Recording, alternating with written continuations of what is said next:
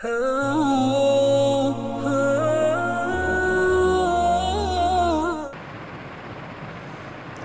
مجید فرقان حمید کے دو مختلف مقامات آپ کے سامنے تلاوت کیے ہیں۔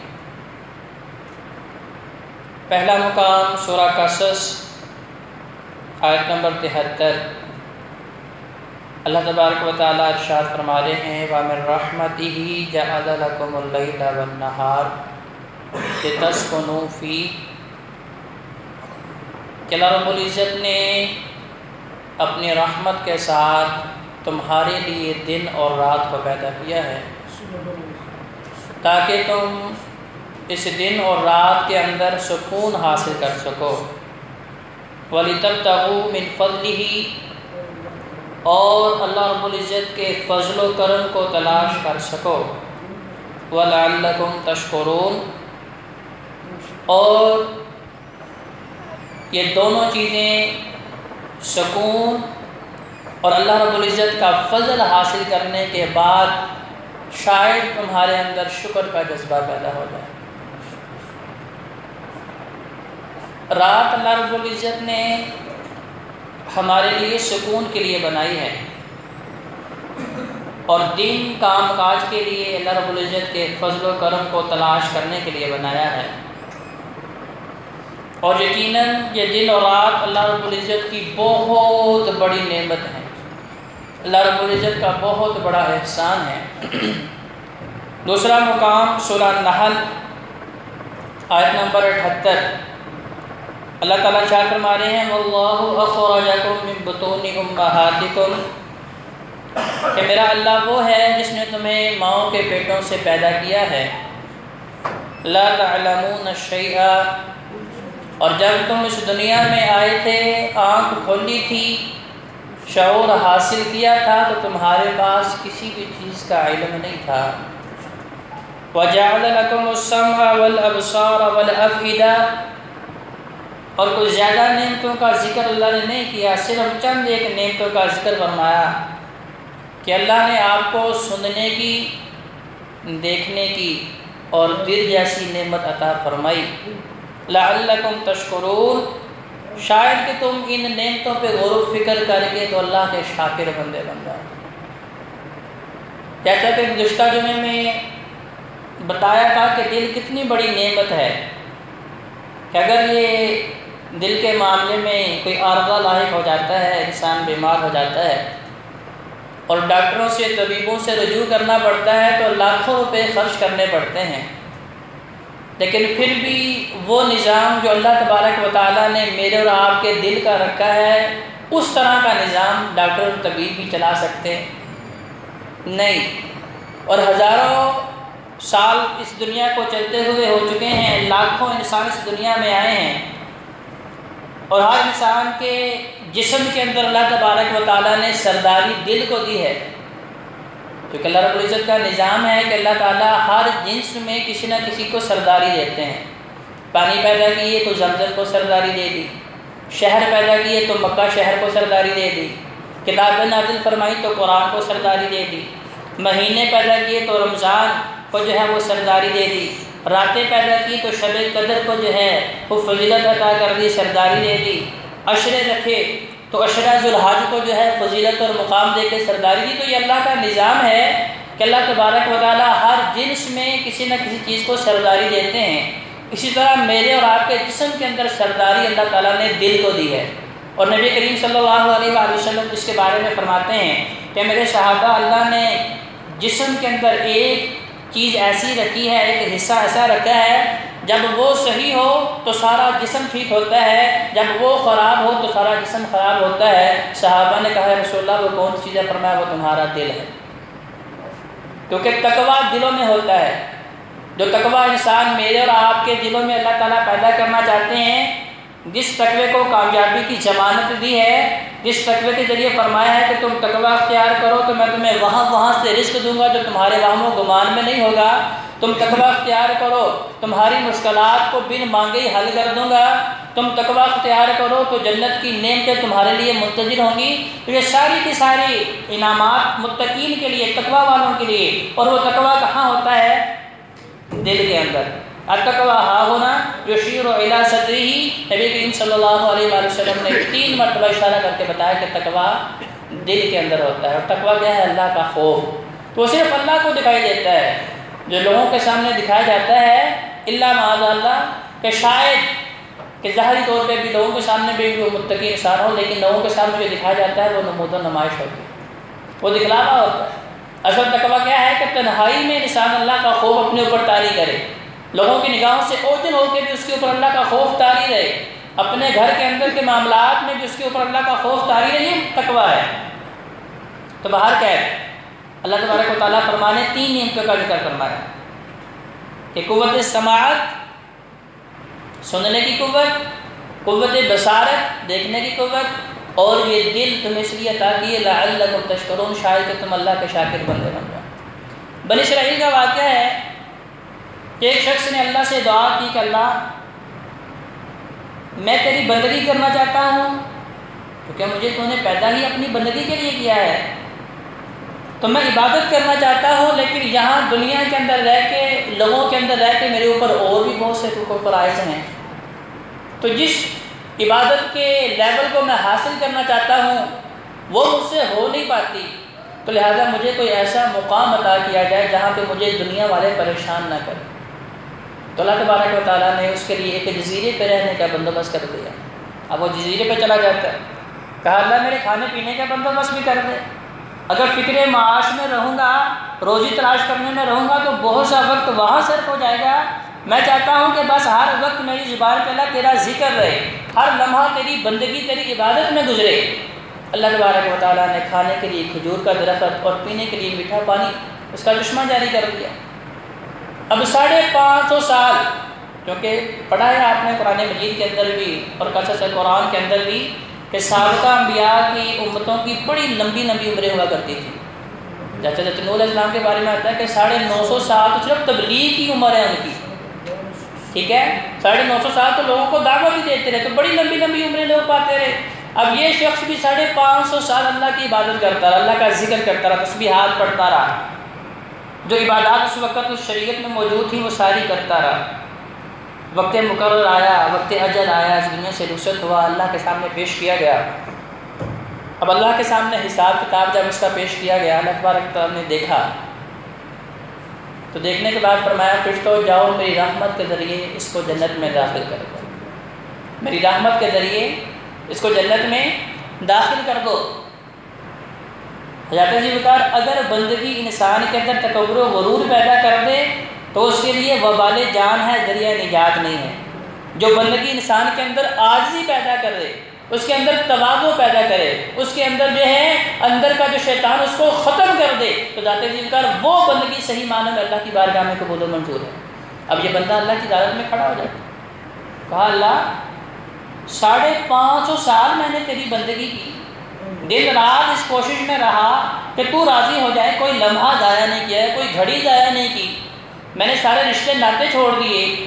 صرف اس لیے کہ تو راضی ہو جائے، تو میرے 550 سال کی بندگی، میری محنت، میری کاوش، میری جد و جہد وہ کدھر ہے اگر میں نے تیری رحمت کے ذریعے جنت میں جانا؟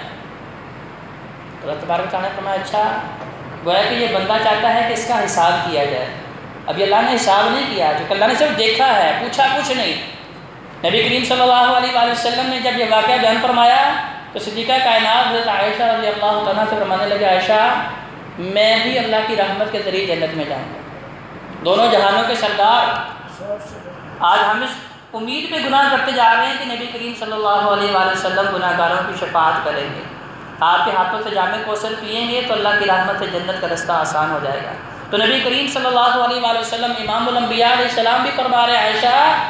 میں بھی اللہ کی رحمت کا امیدوار ہوں، اگر اللہ کی رحمت ہوئی تو مجھے بھی جنت ملے گی۔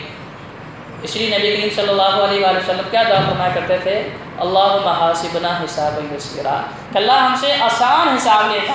آسان حساب کا مطلب یہ ہے کہ اللہ دیکھے لیکن پوچھے نہ،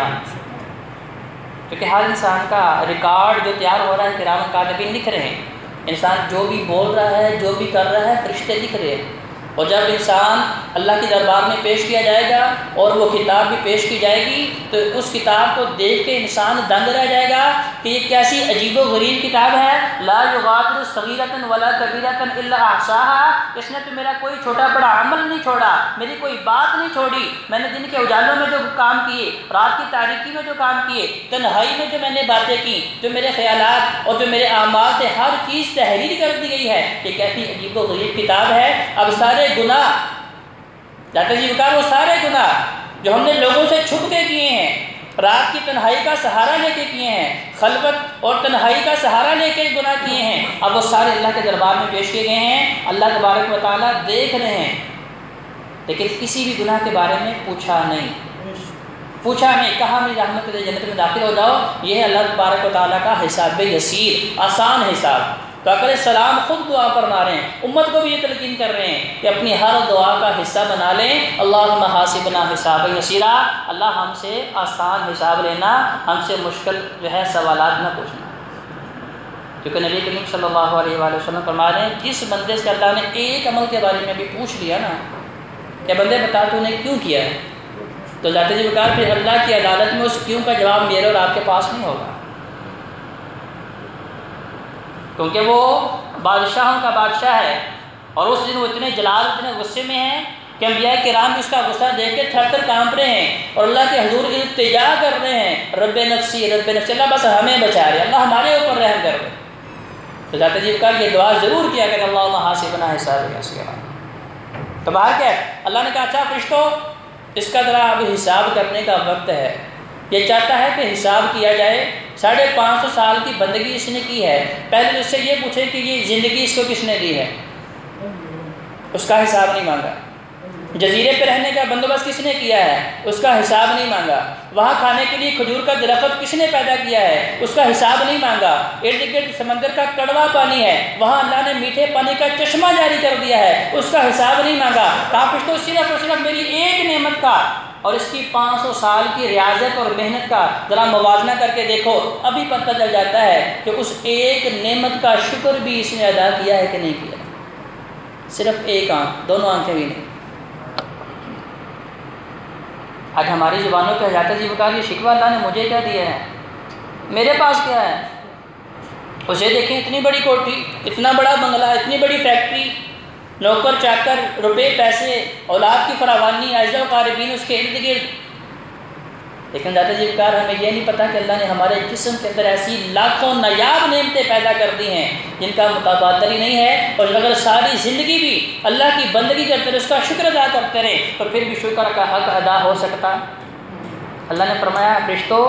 میزان لگاؤ، ترازو پکڑو، ترپی پکڑو، ایک طرف ایک آنکھ رکھو، ایک طرف 550 سال کی نمازیں، روزے، حج، عمرے، جہاد، دعائیں، صدقہ و خیرات، اس کے ذکر و اذکار، دعائیں، مناجات، ساری بندگی ایک پلڑے میں رکھ دو، اور ایک پلڑے میں صرف ایک آنکھ رکھو، ذرا وزن کرو کس کا وزن زیادہ ہے۔ جب وزن کیا گیا تو حضرت جی کر 550 سال کی بندگی بھی اس ایک نعمت کے شکر کا حق کے برابر جو ہے وہ۔ آج 4 نمازیں پڑھ کے میں سمجھتا ہوں میرے جیسا نمازی کوئی نہیں، ایک ماہ کے روزے رکھ کے میں سمجھتا ہوں میرے جیسا جو ہے وہ روزہ دار ہی کوئی نہیں، تھوڑا سا صدقہ خیرات کر کے میں سمجھتا ہوں میرے جیسا جو ہے وہ سخی کوئی نہیں۔ ذات جی بکار یہ اصول سمجھ لیجئے کہ اگر بندگی کرنے کے بعد میرے اندر تکبر و غرور پیدا ہو رہا ہے تو پھر وہ میری بندگی اللہ کے لیے نہیں ہے بلکہ شیطان کے لیے ہے۔ اگر بندگی کرنے کے بعد میری آنکھیں نم ہوتی ہیں، ان سے آنسو بہتے ہیں، میرے دل میں اللہ کا خوف بڑھتا ہے، میرے اندر عاجزی انکساری پیدا ہوتی ہے، تو پھر سمجھیں کہ واقعی ہی میری بندگی رب کی بارگاہ میں پہنچی ہے اور شرف قبولیت سے نوازی گئی ہے۔ تو اللہ تبارک و تعالیٰ فرما رہے ہیں انسان میں نے تمہیں کان دیے، میں نے تمہیں آنکھ دی، میں نے تمہیں دل دیا لعلکم تشکرون، اس لیے کہ تم میرے شاکر بندے بنو۔ نبی کریم صلی اللہ علیہ وآلہ وسلم بھی کثرت سے اللہ کا ذکر کرتے۔ پوچھنے والوں نے پوچھا، صحابہ کرام نے حضرت عائشہ صدیقہ رضی اللہ تعالیٰ عنہا سے کہ بتائیے نبی علیہ السلام کب کب ذکر کرتے ہیں، کب کب ذکر کرتے ہیں؟ تو حضرت عائشہ رضی اللہ عنہ نے فرمایا کہ یہ تو مجھے نہیں پتا کب کب کرتے ہیں، جب نہیں کرتے میں صرف وہ بتا سکتی ہوں کہ جب نبی کریم صلی اللہ علیہ وآلہ وسلم اپنے ازواج کے پاس ہوتے ہیں یا قضاء حاجت کرنے کے لیے تنہائی اختیار کرتے ہیں، صرف اس حالت میں نبی علیہ السلام کی زبان پہ رب کا ذکر نہیں ہوتا، وگرنہ ہر وقت نبی کریم صلی اللہ علیہ وآلہ وسلم کی زبان مبارک پہ اللہ کا ذکر ہوتا ہے۔ سبحان اللہ پڑھ رہے ہیں، الحمدللہ پڑھ رہے ہیں، اللہ اکبر پڑھ رہے ہیں، استغفر اللہ پڑھ رہے ہیں، جس میں آتا ہے 100 مرتبہ آقا علیہ السلام استغفار کر رہے ہیں دن میں 100 مرتبہ۔ ہمارے جیسے گناہ گاروں کو فکر ہی نہیں، گناہ پہ گناہ کری جا رہے ہیں۔ نبی کریم صلی اللہ علیہ وآلہ وسلم واحد ایسی ہستی ہیں جو گناہوں سے پاک اور مبرہ ذات ہیں، معصوم عن الخطا ہیں، اس کے باوجود دن میں 100 مرتبہ کہتے ہیں استغفر اللہ، اللہ مجھے معاف کر دے۔ 100 مرتبہ اللہ کے حضور یہ التجا کر رہے ہیں، اللہ مجھے معاف کر دے۔ صحابہ کہتے ہیں یا رسول اللہ، آپ کا ہر لمحہ اللہ کی بندگی میں گزرتا ہے، اللہ کی عبادت میں گزرتا ہے، رب کو راضی کرنے میں گزرتا ہے، آپ کیوں کرتے ہیں؟ استغفر اللہ کیوں پڑھتے ہیں؟ آپ کو ضرورت ہی نہیں ہے۔ تو نبی کریم صلی اللہ علیہ وآلہ وسلم نے فرمایا اے میرے صحابہ، یہ بھی شکر کا ایک طریقہ ہے۔ افلا اکون عبدا شکورا، کہ میرے اللہ نے مجھے گناہوں سے پاک رکھا ہے۔ وہ شیطان جس نے رب کی قسم اٹھا کے کہا تھا لأغوینہم اجمعین، میں سارے انسانوں کو گمراہ کر کے چھوڑوں گا، اگر میں شیطان سے محفوظ ہوں، وما توفیقی الا باللہ، اس میں میرا کمال نہیں ہے، میرا رب بچانے والا ہے، ورنہ شیطان تو مجھے بھی بہکا سکتا ہے۔ وہ خون میں یوں چلتا ہے جیسے ہماری رگوں میں خون چلتا ہے، اسی طرح شیطان ہمارے جسم میں سرایت کر سکتا ہے۔ پر میں اگر میرے اللہ مجھے شیطان سے محفوظ رکھ رہا ہے، افلا اکون عبدا شکورا، تو میں اپنے رب کا شکر اس انداز میں ادا کر رہا ہوں، میں اس کی تسبیحات پڑھ رہا ہوں۔ تو نبی کریم صلی اللہ علیہ وآلہ وسلم نے کون کون موقعوں پہ کون کون سی دعائیں اللہ کے شکرانے کے طور پہ ادا فرمائی؟ سب سے پہلے جب ہم بیدار ہوتے ہیں، کیونکہ ذات ذکر نیند بھی اللہ رب العزت کی بہت بڑی نعمت ہے، جیسا کہ ابھی میں نے سورہ قصص کی آیت نمبر 73 آپ کے سامنے پڑھی، اس میں اللہ تبارک و تعالیٰ فرما رہے ہیں کہ یہ رات کس نے بنائی ہے؟ میں نے بنائی ہے لتسکنوا فیہ، تاکہ تم اس میں سکون حاصل کر سکو۔ کتنے ہی ایسے لوگ ہیں دنیا کی بڑی بڑی نعمتیں ان کے پاس موجود ہیں، لیکن نیند جیسی نعمت ان کے پاس نہیں ہے۔ ہمارے جسم میں 50% انرجی نیند پیدا کرتی ہے، 50% ہمارے جسم کی جو خوراک ہے وہ نیند پوری کر رہی ہے۔ اتنی بڑی نعمت کے باوجود پھر بھی زبان پہ ہے اور مجھے اللہ نے کہہ دیا لتسکنوا فیہ، رات اللہ نے پیدا فرمائی تاکہ تم اس میں سکون حاصل کر سکو۔ اب آپ کو اللہ نے نیند دی ہے، آپ نے پرسکون نیند حاصل کی ہے، جب صبح اللہ تبارک و تعالیٰ نے آپ کو دوبارہ زندگی دی، کیونکہ نیند موت کی بہن ہے۔ حدیث میں آتا ہے بہت سے ایسے لوگ ہیں ہمارے ایسے قارئین معاشرے میں دیکھتے ہیں کہ لوگ سوئے ہیں لیکن بیدار ہونے کی توفیق ان کی روح قبض کر لی گئی۔ جب انسان سوتا ہے تو بیدار ہوتے وقت روح اللہ تبارک و تعالیٰ سے اجازت لیتی ہے، اور جن کو اجازت ملتی ہے ان کی روحیں جسم میں آتی ہیں، جن کو اجازت نہیں ملتی وہ اسرائیل قبض کر کے اللہ کے حضور پیش کر دیتے ہیں۔ تو نبی علیہ السلام نے فرمایا کہ یہ موقع ہے جب آپ بیدار ہو گئے ہیں تو سب سے پہلے آپ کی زبان پہ اللہ تبارک و تعالیٰ کی حمد و ثنا آنی چاہیے۔ الحمدللہ الذی احیانی، اللہ تیرا احسان ہے تو نے مجھے دوبارہ زندگی دی، بعد ما اماتنی، میں تو مر چکا تھا۔ جب انسان سوتا ہے اس کے ہوش و حواس ختم ہو چکے ہوتے ہیں، بالکل وہ لاشعوری کی زندگی میں چلا جاتا ہے۔ تو آقا اسلام فرما رہے ہیں اللہ تیرا احسان ہے، اللہ تیرا شکر ہے کہ تو نے مجھے موت کے بعد دوبارہ زندگی دی، وَإِلَيْهِ النُّشُورُ، اور اللہ تیری طرف ہی پلٹ کے جانا ہے میرا۔ تو نے مجھے پیدا کیا ہے، تو نے مجھے نیند دی ہے، تو نے مجھے بیدار کیا ہے، اور ایک وقت آنا ہے کہ جب حقیقی طور پہ مجھے تیرے دربار میں پیش کر دیا جائے گا تو ان ساری باتوں کے اوپر الحمدللہ اللہ تیرا یہ احسان ہے۔ اس طرح حدیث میں آتا ہے کہ جب نبی کریم صلی اللہ علیہ وآلہ وسلم پانی نوش فرماتے ہیں، آج کل گرمی کا موسم ہے، ٹھنڈا پانی ملے تو واقعی انسان کے دل سے بے اختیار الحمدللہ نکلتا ہے۔ ان لوگوں سے پوچھیں کہ جنہیں پانی میسر ہی نہیں ہے، پانی کتنی بڑی نعمت ہے، جس میں آتا ہے کہ نبی کریم صلی اللہ علیہ وآلہ وسلم پانی نوش فرماتے ہیں، بسم اللہ پڑھتے ہیں اور ہر گھونٹ کے اوپر الحمدللہ کہتے ہیں، کیونکہ یہ اتنی بڑی نعمت ہے۔ ایک مرتبہ نبی علیہ السلام کافی دنوں سے 2-3 روز سے پیاسے تھے، پانی نہیں مل رہا تھا، ساتھ ابو بکر بھی ہیں، عمر فاروق رضی اللہ عنہ بھی ہیں، چلتے چلتے صحابی کے پاس گئے، انہوں نے پینے کے لیے پانی پیش فرمایا، نبی علیہ السلام نے بھی پہلا گھونٹ لگایا اور آنکھوں میں آنسو، اور فرما رہے ہیں کہ میرے صحابہ ان نعمتوں کے بارے میں بھی اللہ پوچھے گا، صحابہ کہنے لگے یا رسول اللہ ہم بھوکے بھی ہیں، ابھی تو ہم نے پیٹ بھر کے کھانا نہیں کھایا، پیاسے بھی ہیں، ابھی پیٹ بھر کے پانی نہیں پیا، ابھی صرف ایک گھونٹ حلق سے نیچے اترا ہے۔ فرمایا تم نے قرآن نہیں پڑھا، ثم لتسألن یومئذ عن النعیم، ان نعمتوں کے بارے میں اللہ تم سے پوچھے گا، لہذا ان نعمتوں کا شکر ہم نے قدم قدم پہ ادا کرنا ہے۔ تو نبی علیہ السلام کی سنت کیا ہے؟ جب بیدار ہو رہے ہیں اللہ کا شکر ادا کر رہے ہیں، پانی پی رہے ہیں تو کیا ہر گھونٹ کے اوپر، ہر سانس کے اوپر کیا پڑھ رہے ہیں؟